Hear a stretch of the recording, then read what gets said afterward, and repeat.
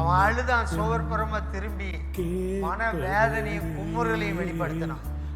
ஆனா அந்தரங்கத்தில் இவனுடைய இருதயத்தை, இவனுடைய ஜெபத்தை கவனித்த ஆண்டவர் இப்பொழுது வெளியரங்கமாய் பதில் கொடுக்கிறார். பாருங்க, வாசியுங்கள்.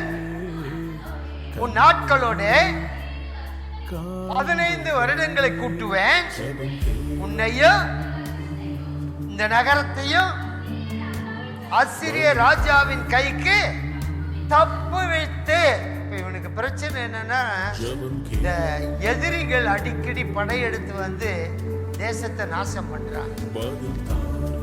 இப்ப இந்த அசிரிய ராஜாவினுடைய கைக்கு நான் என்ன செய்யணும்? தப்பு வைக்கப்படணும், என் மக்கள் காப்பாற்றப்படணும்.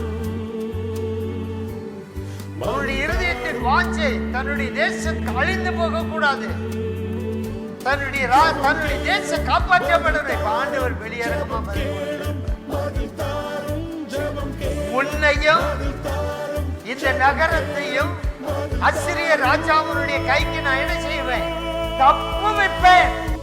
அடுத்த ஆண்டவர் ஒரு காரியம் சொல்றாரு, நான் என்ன செய்வேன்? என் தாசனாகிய தாவீது நிமித்தம், என் நிமித்தம்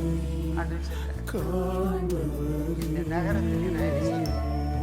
ஆதரவாய், உனக்கு துணையாய், பாதுகாவலாக இருப்பேன், உனக்கு எல்லா உதவியும் செய்கிறவனாக இருப்பேன்.